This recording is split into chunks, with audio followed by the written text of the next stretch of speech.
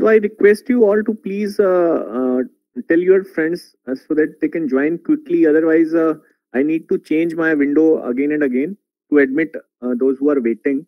So please inform your colleagues and friends and your classmates to join the session quickly so that we can start. Okay. So I'll be starting sharply at 12:50. Let's wait for 2 more minutes. So screen is visible to you. I have shared a syllabus with you people. So you can see that screen. Please respond yes or no in the chat box, Y or N.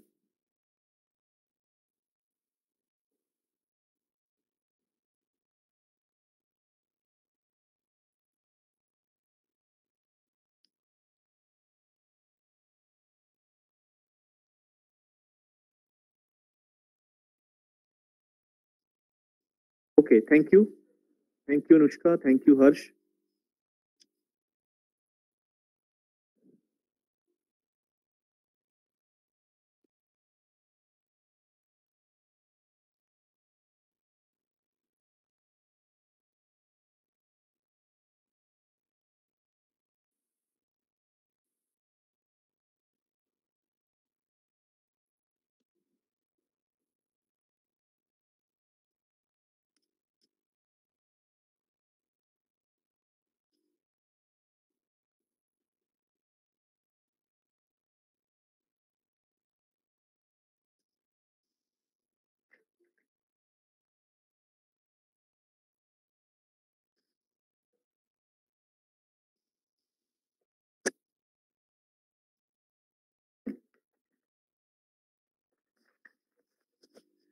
So I think we should start now.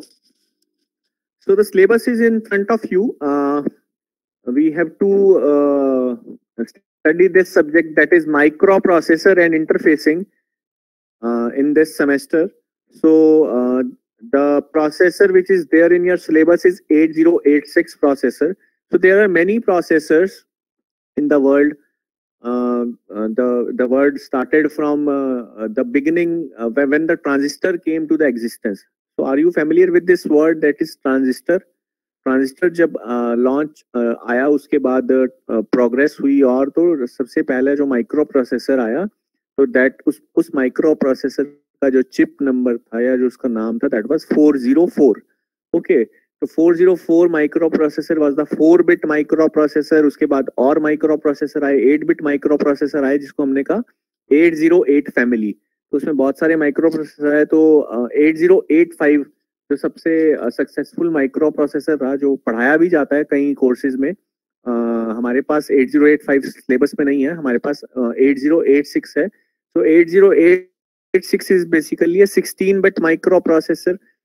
उसके अलावा फिर आगे और 16 से 32-बिट और generations आगे बढ़ती गई. तो 32-बिट से फिर next 64 bits and Pentium processors came to the existence. Then Pentium 1, Pentium 2, और उसके बाद आपके अभी कोर i-th प्रोसेसर सीरीज आ गई, i3, i5, then i7, i9 and i11. उसमें भी आगे जनरेशन है. I think we are currently in the 10th generation of this i-th processor series.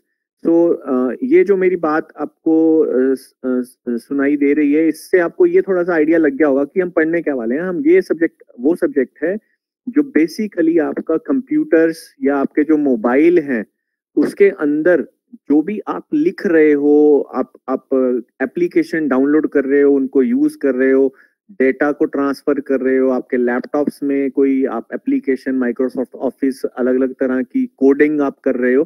तो ये सब कहाँ हो रही है? ये सब जहां हो रही है उस चीज को हम कहते हैं प्रोसेसर. ओके, उस चीज को हम कहते हैं प्रोसेसर. तो हम इस सब्जेक्ट में जो पढ़ेंगे वो पढ़ेंगे प्रोसेसर 8086. क्यों पढ़ेंगे हम 8086? हमें एडवांस प्रोसेसर क्यों नहीं पढ़ना? द आंसर इज कि until unless we'll not know the basic things, will not jump directly to the advanced processors. तो सबसे पहले हमें जो लेट अस से कि हमें अगर just a second, I request you to please tell the other students to please join immediately, because it's very difficult to change the screen again and again and share that screen. Okay, so I'll not going to admit other students who those who are waiting. अभी बस जो आ गए सो आ गए. So anyhow, so why we study these basic processes? Because until unless we'll not know the basic phenomena, एक एक particular letter से कि हमने एक बेसिक सिंपल कंस्ट्रक्शन हमने स्टडी करी, उसके बाद ही तो हम कॉम्प्लेक्स डिजाइन पे जंप करते हैं. अगर हमें बेसिक कंस्ट्रक्शन ही नहीं पता किसी चीज की कैसे है, तो we can not jump directly, we can not understand the complexities behind all those basic things. और फिर धीरे धीरे हमने उनको रिमूव किया और कैसे कैसे हम और एडवांस होते गए. तो जब भी आप हार्डवेयर सेक्शन में जंप करते हो, तो सबसे पहले आपको ये दो माइक्रो प्रोसेसर पढ़ाए जाते हैं, एक है 8085 और एक है 8086. फिर इन दोनों माइक्रो प्रोसेसर्स के बाद आपको एडवांस प्रोसेसर्स पढ़ाए जाते हैं, जिनको आप आज की डेट में यूज करते हैं. इंटेल प्रोसेसर, चाहे वो पेंटियम प्रोसेसर्स हैं या ith जनरेशन प्रोसेसर्स हैं या आपके आर्म प्रोसेसर्स हैं, जो मोस्टली आपके मोबाइल फोन्स वगैरह में यूज होते हैं. ठीक है. तो before jumping directly to the subject जो हमने यहाँ पर खत्म कर चुके हैं, उससे पहले मैं एक बात करना चाहूंगा कि व्हाट डू यू अंडरस्टैंड कि आपने आपका ये जो कंप्यूटर है, जो आपने आई थिंक 6th और 7th स्टैंडर्ड में जो डेफिनेशन पढ़ा होगा कंप्यूटर का, so if you can call that.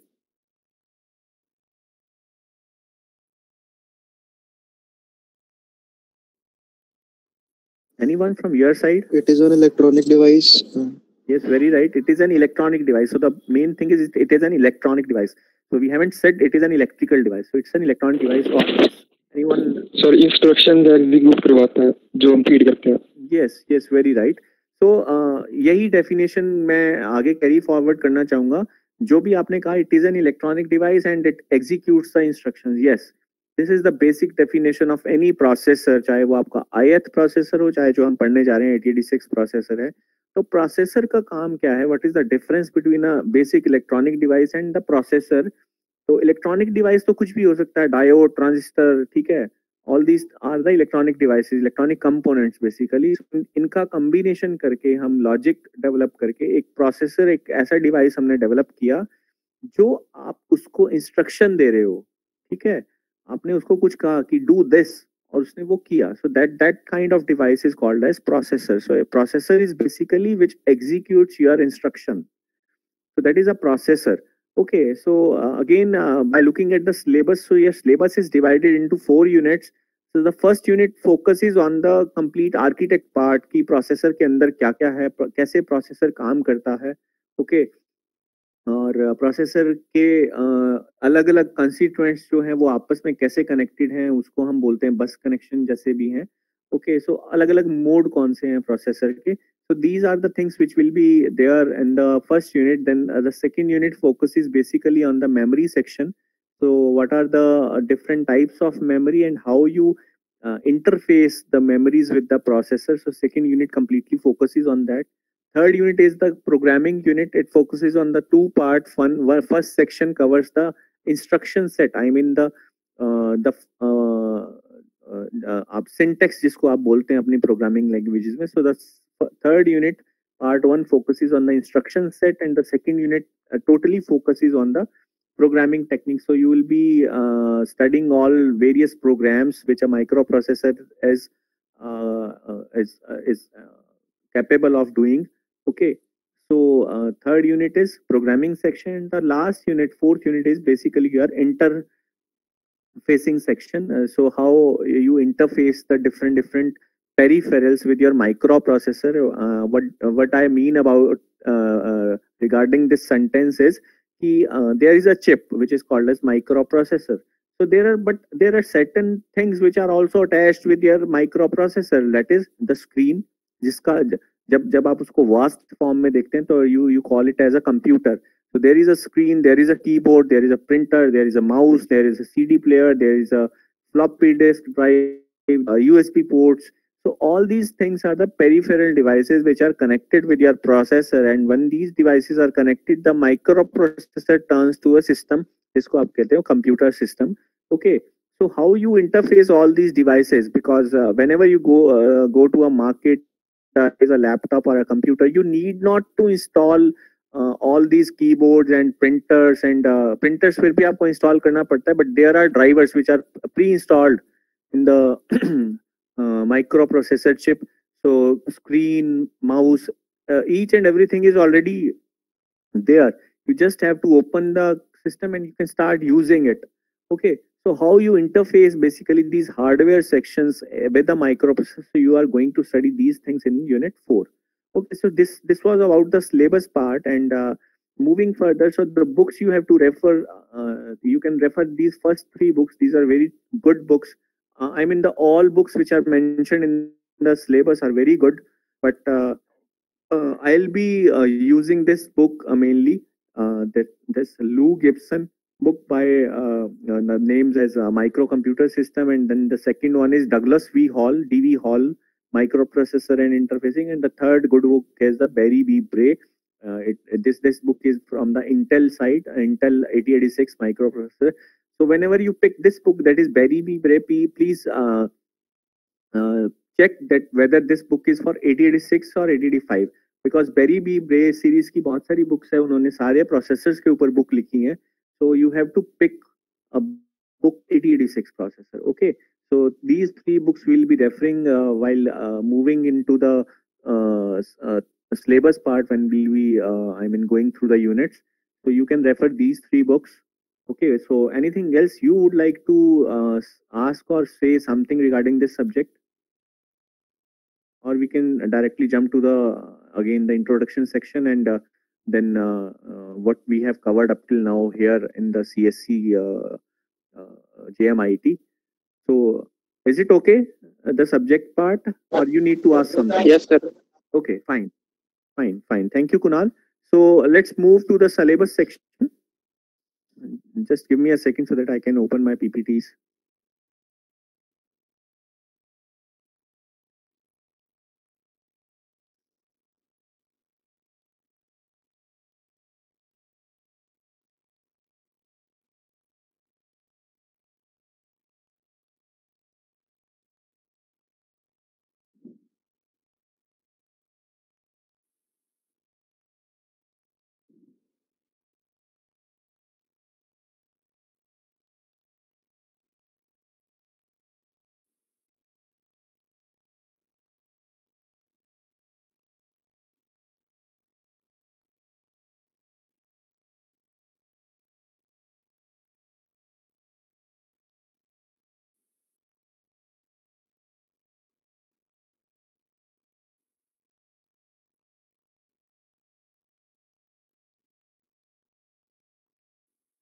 So I hope the screen is my presentation is visible to you people now.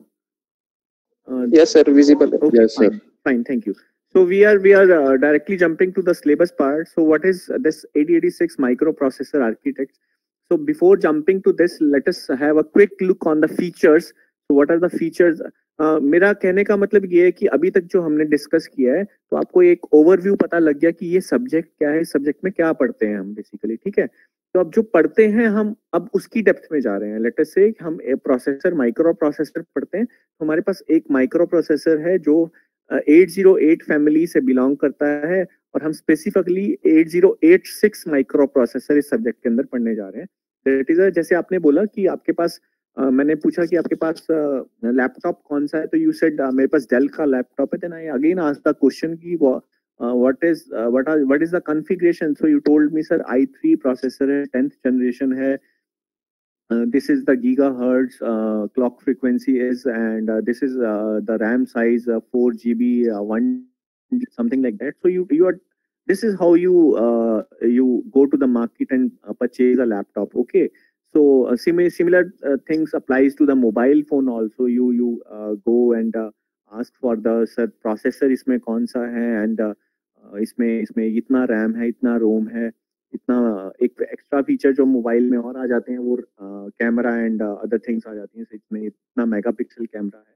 So any how, सो हम जो बात कर रहे हैं, me be very clear with you. So हम बात कर रहे हैं उस चिप की जिसकी हम कॉन्फ़िगरेशन बताते हैं जनरली लोगों को जब हम, या दुकानदार को जब हम परचेज करने जाते हैं, तो उसी की कॉन्फ़िगरेशन की जब हम बात कर रहे हैं, तो अब हम थोड़ा सा अपने आप को इतिहास में ले चलते हैं कि जब हमारे पास 8086 प्रोसेसर है, उसके क्या फीचर्स हैं, उसकी क्या क्वालिटीज हैं, वो कैसे काम करता है, जब आप उसको कुछ इंस्ट्रक्शन देते हो वो इंस्ट्रक्शन कैसे एग्जीक्यूट होती है. So this is we are going to study in this subject, broadly speaking. Okay, so the 8086 is a 16-bit microprocessor. So what does this mean, that is 16-bit microprocessor? So I hope you remember all these basic things, that bit, byte, and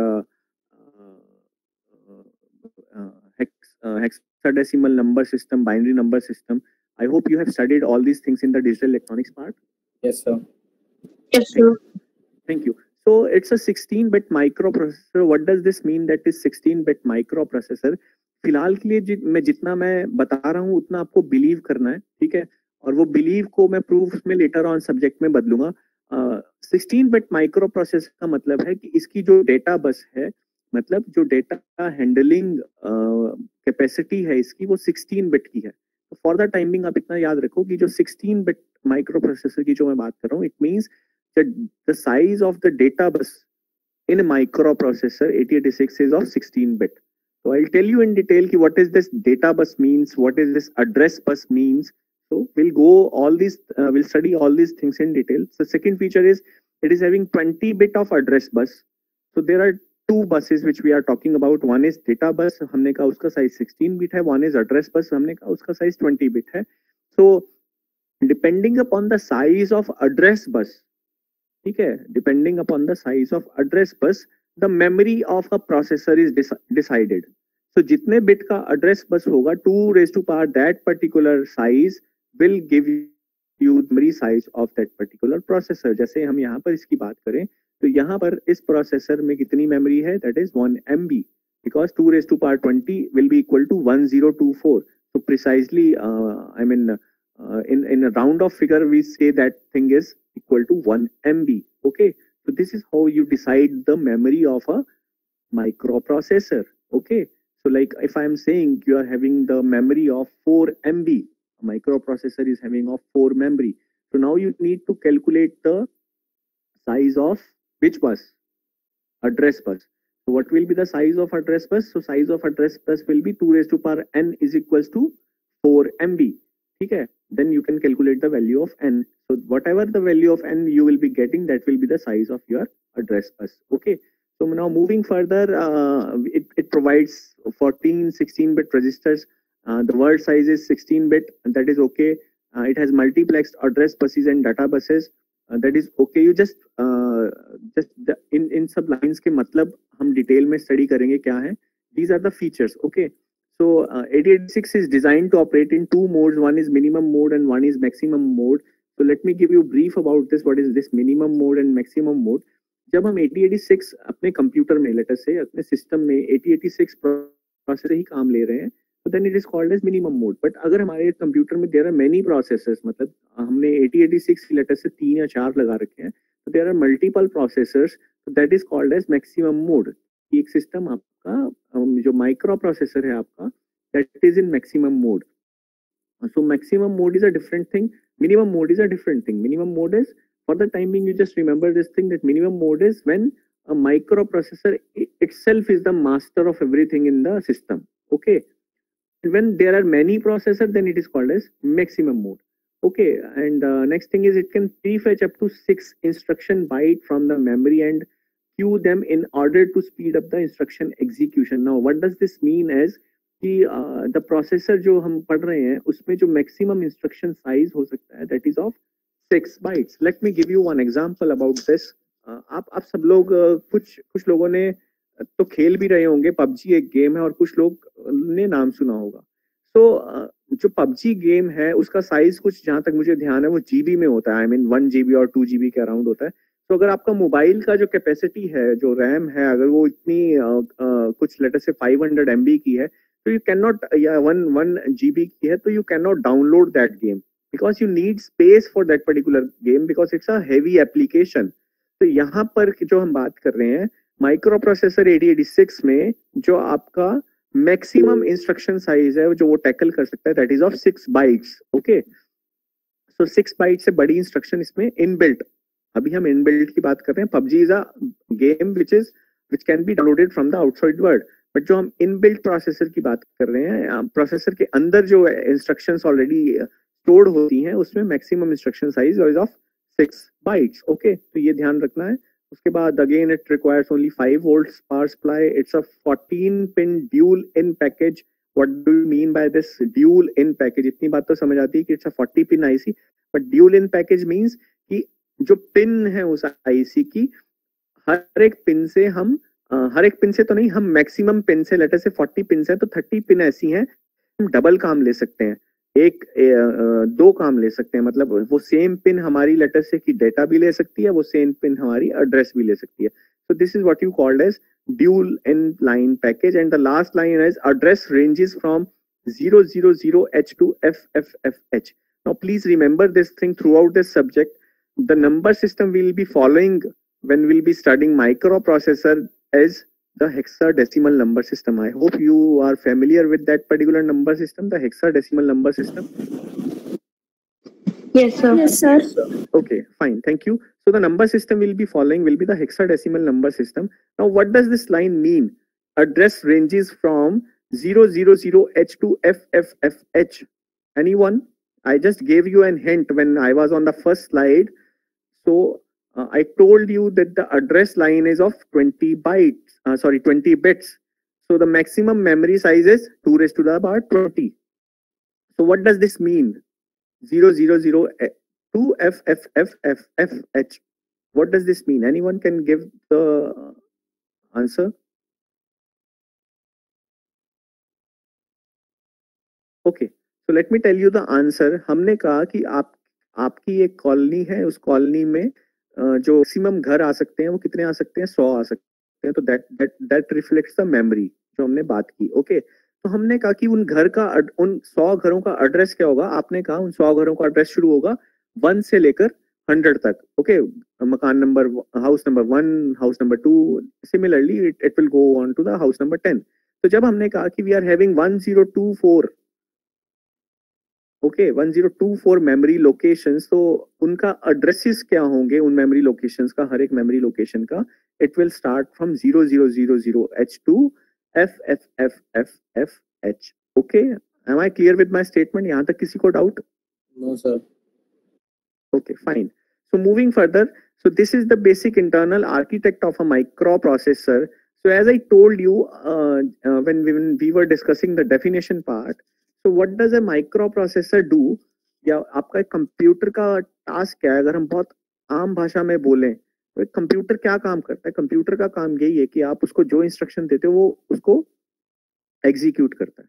and that can be in any form, चाहे वो आप print की command का document कुछ लिख रहे हो, आप कोई प्रोग्रामिंग कर रहे हो, तो basically what you are doing, you are giving an instruction to your computer and it is executing that instruction. तो यहाँ पर भी वही काम है. ये आपके एक माइक्रो प्रोसेसर का इंटरनल आर्किटेक्ट है. इस इंटरनल आर्किटेक्ट में हम दो चीजें स्टडी करेंगे. एक ये स्टडी करेंगे कि इसमें है क्या क्या चीजें इसमें प्रोवाइडेड हैं, और दूसरा ये चीजें किस तरह से काम कर रही हैं. काम करने का मतलब हमने कुछ इंस्ट्रक्शन दिया तो ये चीजें उस इंस्ट्रक्शन को किस तरह से एग्जीक्यूट करती हैं. Okay, so as you can see the dotted lines में आपका दो पार्ट्स में divided है section. First part is called as BIU, that is called as the bus interface unit, and the second part is called as EU, that is the execution unit. Now what is this BIU, bus interface unit? तो micro processor में, चलो अभी हम micro processor की बात नहीं करते, एक जनरल बात करते हैं.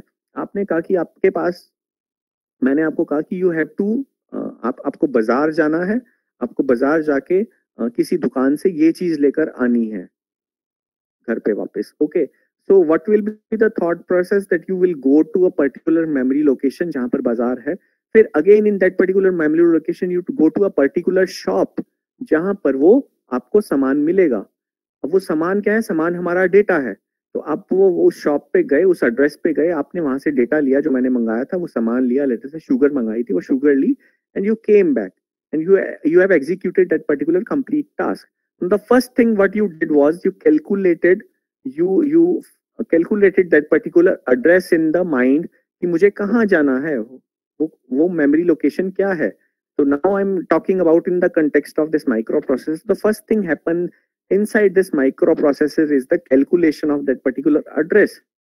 So as you can see, अब एक किसी भी आर्किटेक्ट को, चाहे आप एडवांस प्रोसेसर्स भी पढ़ोगे, तो किसी भी आर्किटेक्ट को समझने के लिए सबसे पहले हमें ये देखना है कि वो ओपन कहाँ से होता है. अदरवाइज आपके सामने ये बड़ा सा डायग्राम है, आपको लग रहा होगा कि यार कितना कॉम्प्लिकेटेड है, रट्टा मारना पड़ेगा. No, there is no need to cram this diagram. You can understand this diagram if you can see the sequencing of the things. Okay, so first of all, आपके माइक्रो प्रोसेसर में मैंने आपको बताया कि एड्रेस लाइन कितने bit की है, 20 bits की. So it can handle up to the maximum address size कितना हैंडल कर सकती है, 20 बिट.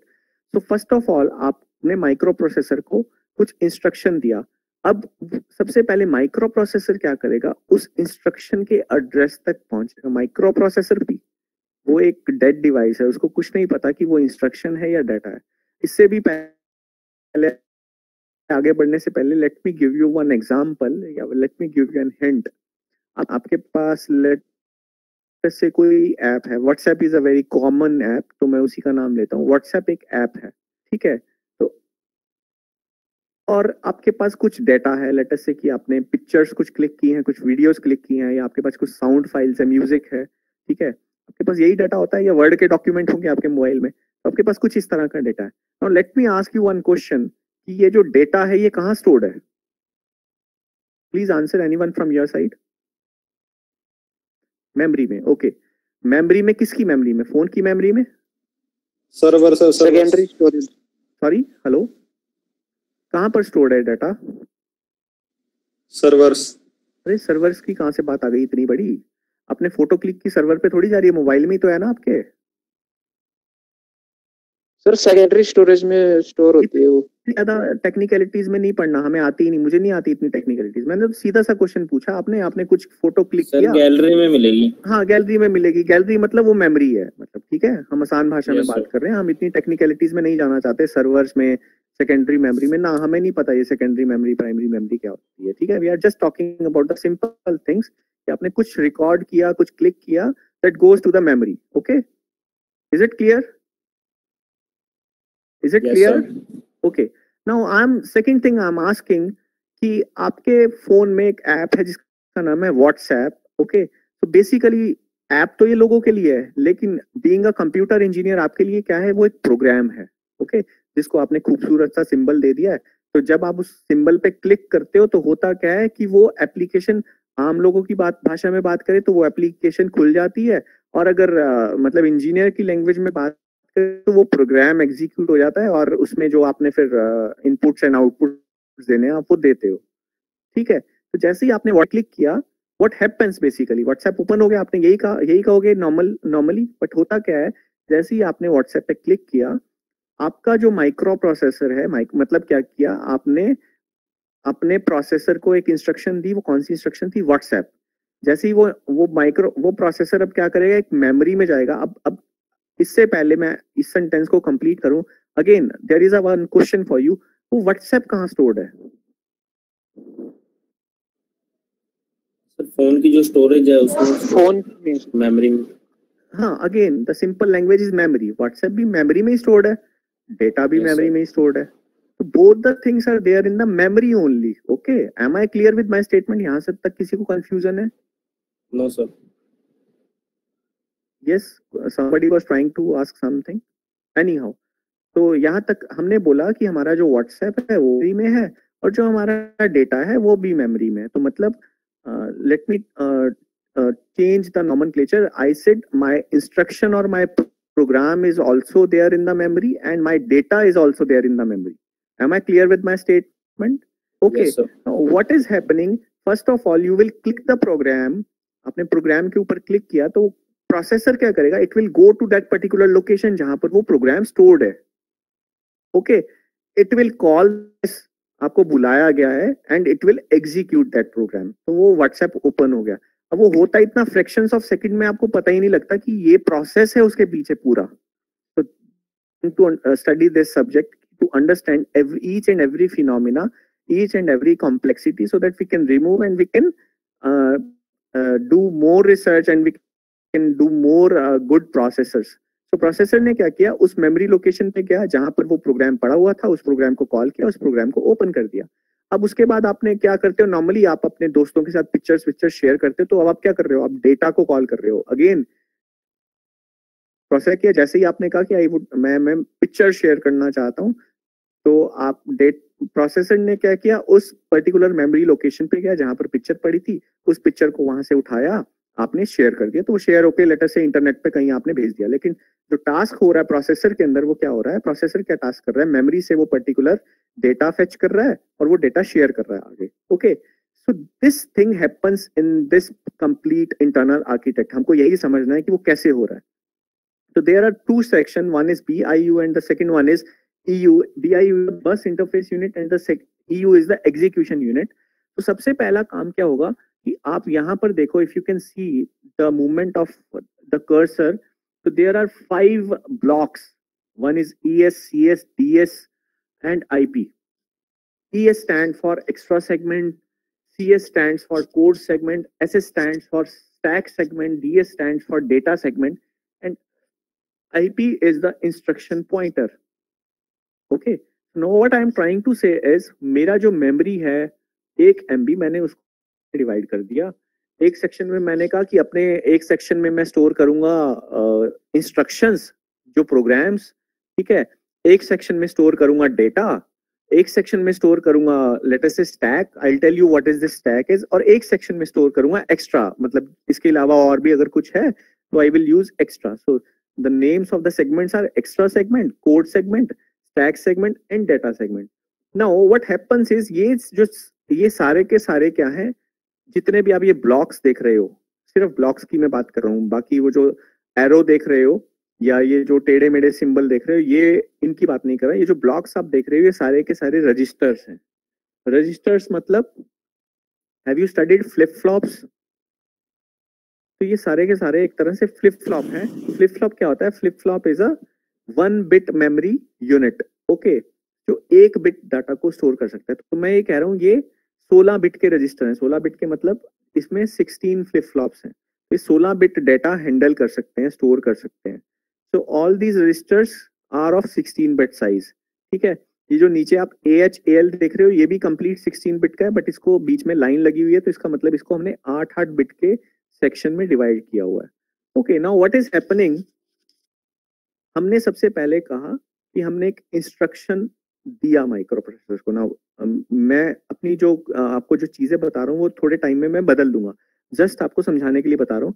हमने एक इंस्ट्रक्शन दिया, तो सबसे पहला काम क्या होना चाहिए, माइक्रो प्रोसेसर को नहीं पता कि क्या दिया आपने आपने कुछ लिखा या आपने कुछ उसको कहा करने को, तो वो उसको 1010 ही पता है, उसको इसके अलावा कुछ नहीं पता।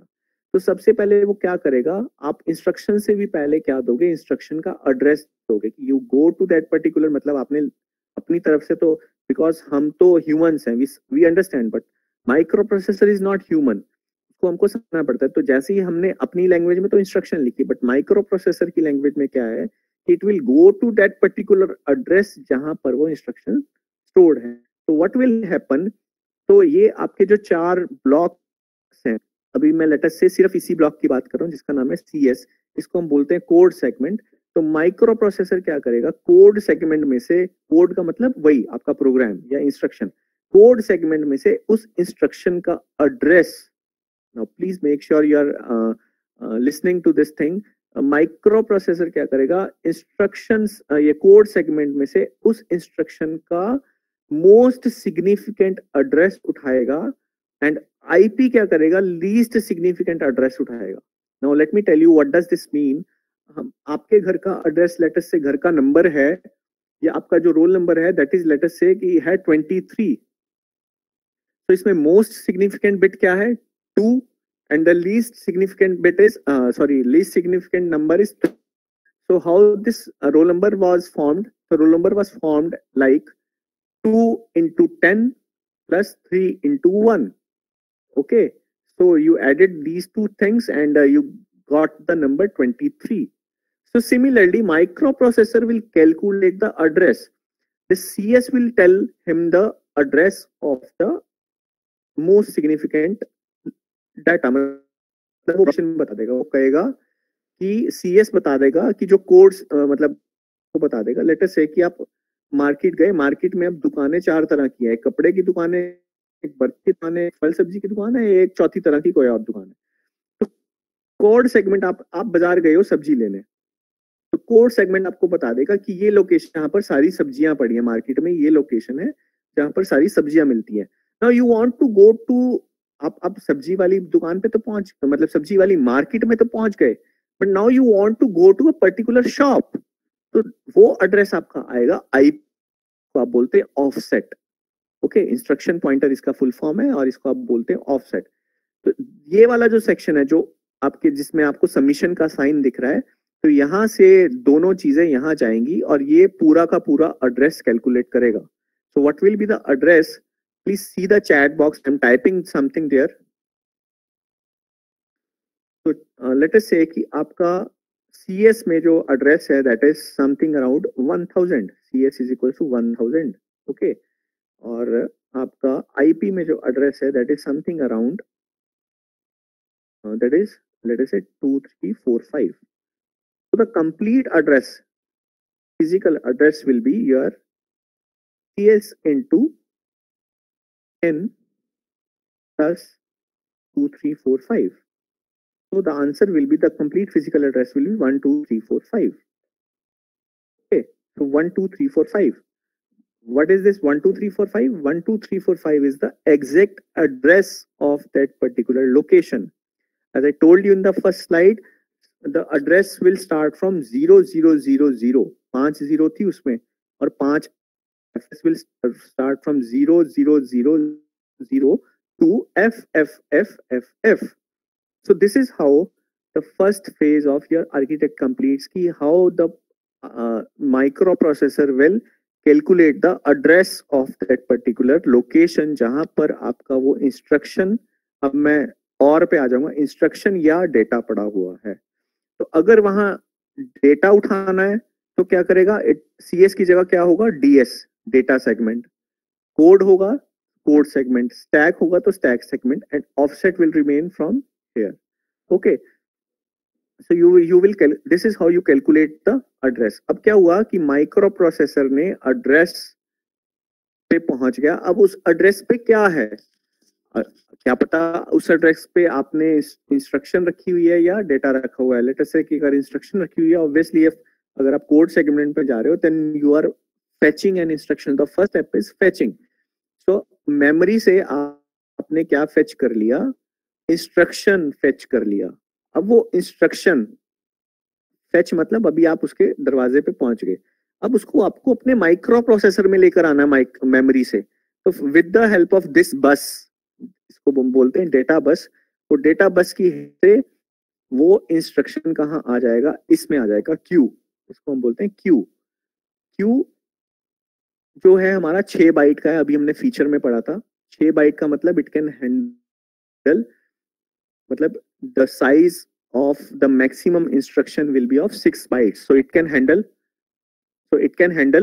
6 the maximum instruction size it can handle is of 6 byte। तो microprocessor 8086 में maximum instruction size क्या होगा, 6 bytes का होगा। ओके, सो वो अगर कोई 2 बाइट की है तब भी आ जाएगी, और मैक्सिमम हमने कहा 6 बाइट की है, तो 6 बाइट, 6 की 6 बाइट यहाँ एक बाइट के रजिस्टर में स्टोर हो जाएंगी। तो अगला काम क्या होना चाहिए, अभी तक हमने क्या किया, हमने कहा है इंस्ट्रक्शन को फेच किया है। अगला काम हमारा होना चाहिए, वो इंस्ट्रक्शन को फेच तो हमने कर लिया, अब पता तो होना चाहिए वो है क्या। लेट अस से कि वो ऐड करना, या लेट अस से कि मैं चाहता हूँ मूव करना। तो this control system will tell कि I have received one instruction which is this, now you have to do this. Let us say कि वो ऐड इंस्ट्रक्शन है, ऐड इंस्ट्रक्शन मतलब मैथमेटिकल इंस्ट्रक्शन है, अर्थमेटिक इंस्ट्रक्शन है, so that will go to this section, arithmetical logical section। Okay, कोई 2 number को add करना है तो वो 2 नंबर और वो ऐड इंस्ट्रक्शन यहाँ पर आ जाएगी, और वो 2 नंबर कहाँ से आ जाएंगे, इन टेम्परेरी रजिस्टर से, इनको हम बोलते हैं general purpose register. I tell you in detail कि ये होते क्या है, कैसे काम करते हैं। तो लेट अस से कि वो इंस्ट्रक्शन यहाँ पर आ गई, उस इंस्ट्रक्शन को इसने, लेट अस से हमने लिखा ऐड 2,5, तो आंसर शुड बी 7, तो वो इसने कैलकुलेट कर दिया 2,5, वो 7 यहां से निकल कर अर्थमेटिकल लॉजिकल यूनिट से निकल के अगेन यहाँ पर आपके जनरल पर्पस रजिस्टर में आके स्टोर हो गया 7। ठीक है, तो दैट इज कॉल्ड एज, और जो रिजल्ट स्टोर होगा वो स्टोर होगा आपका ए रजिस्टर में, जिसको आप बोल रहे हो AH and AL। H represent the higher 8 bits या most significant 8 bits, L represent the least significant 8 bit. जो भी आपने कुछ एडिशन किया या आपने कोई और ऑपरेशन किया, सब्सट्रैक्शन, डिवीजन या समथिंग लाइक दैट, या कोई लॉजिकल ऑपरेशन किया एंड और तो जो रिजल्ट आया वो रिजल्ट यहाँ से निकल के यहाँ स्टोर हो गया। अब ये आपके ऊपर है कि आपको इसको कहीं मेमोरी में स्टोर करना है या नहीं करना। ठीक है, लेट अस से कि आपने अपने कैलकुलेटर में तो नहीं, लेट अस से आपने कंप्यूटर में वर्ड का एक्सेल डॉक्यूमेंट में कुछ कैलकुलेट किया या कुछ डाटा मतलब टैकल किया, और उसके बाद अगर आप उसको क्लोज कर रहे हो without saving, so it will खत्म हो जाएगा वो। लेकिन अगर आप उसको सेव करना चाहते हो तो इसका मतलब आपको इसको दोबारा से किसमें भेजना है, मेमोरी में भेजना है। तो if you want to save this data you will again do the same operation. आप एक एड्रेस बताओगे उसको, वो एड्रेस यहाँ पर कैलकुलेट होगा and it will go to the memory. Otherwise वो यहीं पर तब तक रहेगा जब तक अगली इंस्ट्रक्शन या अगला क्या नाम उसका कमांड नहीं आ जाती या पावर सप्लाई आप ऑफ नहीं कर देते। तो ये हमने ब्रॉडली क्या स्टडी कर लिया, ये ब्रॉडली हमने स्टडी किया कि how a micro processor internal architect with word.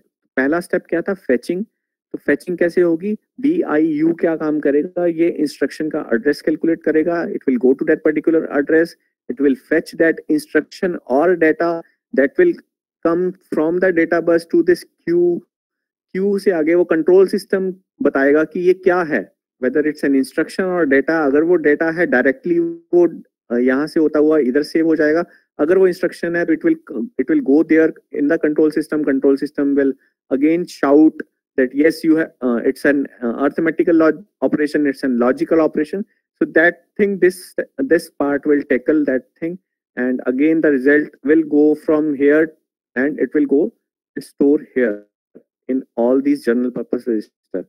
And now what is this is the status kind of thing, flags and operands. Now what does they tell, they will tell what is happening inside this arithmetical logical unit, that is ALU. Late us say कि आपने कुछ add किया, add करके carry आया, तो ये flag क्या है, उसमें एक कैरी फ्लैग होगा, वो बता देगा कि अनेबल हो जाएगा। या जैसे आप हॉस्पिटल्स में जाते हैं, पुरानी पिक्चर्स में आपने देखा होगा कि डॉक्टर अंदर ऑपरेशन करने गया है तो बाहर एक लाल बल्ब जल रहा है, तो इट मीन्स इसका मतलब क्या है कि वो स्टेटस बता रहा है that operation is going on. ठीक है, तो सिमिलरली यहाँ पर ये जो फ्लैग्स एंड ऑपरेंड्स हैं, they will tell the status of the task which is going on, या जिसका रिजल्ट आ चुका है। स्टेटस ऑफ द रिजल्ट बताते हैं कि जो रिजल्ट आया उसका स्टेटस क्या है। तो there are number of flags, there are total 16 flags, जिसमें से 9 इफेक्टिव है। हम डिटेल में स्टडी करेंगे जब हम एक एक पार्ट को डिटेल में स्टडी करेंगे। तो अभी जो मैं बात कर रहा हूँ कि देयर आर 16 फ्लैग्स, तो यहाँ पर आपका जो अर्थमेटिकल लॉजिकल यूनिट है वो फ्लैग्स का स्टेटस बताएगा जो आपका रिजल्ट ALU में कैलकुलेट होके आया। So this is the complete introduction about this microprocessor 8086 architect. ठीक है, तो we will be continuing with this in the next lecture. एक लेक्चर आपका और लगा लेंगे तो मुझे लगता है आप जो है यहाँ के बराबर पहुंच जाएंगे। तो यहाँ तक किसी को doubt, anyone? No sir. No sir. यहाँ तक क्लियर हो गया? तो हमने जो डिस्कस किया माइक्रो प्रोसेसर क्या है, क्या ये सब्जेक्ट है, इस सब्जेक्ट में हम क्या पढ़ते हैं, फिर हम सीधा सिलेबस में आ गए, हमने फीचर्स स्टडी किए, फीचर्स के बाद हमने इसका आर्किटेक्ट स्टडी किया। तो आर्किटेक्ट में हमने देखा कि 3 बेसिक स्टेप्स हैं जो हमको करने हैं, one is fetching, then decoding, then execution. तो फेचिंग कैसे हो रहा है, एड्रेस तो सबसे पहले कैलकुलेट कर रहा है मेमोरी से, वो एड्रेस फेच कर रहा है, एड्रेस के बाद वो उस एड्रेस पे जो भी है इंस्ट्रक्शन है या डेटा है वो मेमोरी से निकल कर कहाँ आ गया, प्रोसेसर में आ गया, प्रोसेसर में कहाँ आया, क्यू में, क्यू से आगे कंट्रोलर ने बताया, कंट्रोल सिस्टम ने बताया कि इट्स एन एड्रेस या सॉरी इट्स एन इंस्ट्रक्शन। तो इंस्ट्रक्शन है तो वो कंट्रोल सिस्टम आगे पूरे प्रोसेसर को बता देगा कि भाई इंस्ट्रक्शन है, तो अगर अर्थमेटिकल इंस्ट्रक्शन है तो अर्थमेटिकल यूनिट टैकल करेगा, लॉजिकल इंस्ट्रक्शन तो ये लॉजिकल यूनिट टैकल करेगा। अगर डेटा आया है तो वो सीधा रजिस्टर्स में चला जाएगा। जैसे ही वो इंस्ट्रक्शन या जो भी डेटा था वो एग्जीक्यूट होगा या वो परफॉर्म होगा तो नीचे जो फ्लैग है वो आपको बता देंगे कि क्या स्टेटस है अभी जो भी आपका रिजल्ट आया है, रिजल्ट का status. So this is the brief, not brief, this is the explanation of the architect part of 8086. Now you just please mark your attendance in the chat box. Just write your names and the roll numbers, and we'll decide when we'll take lecture. Okay. So thank you so much. If you want to ask anything, you can ask.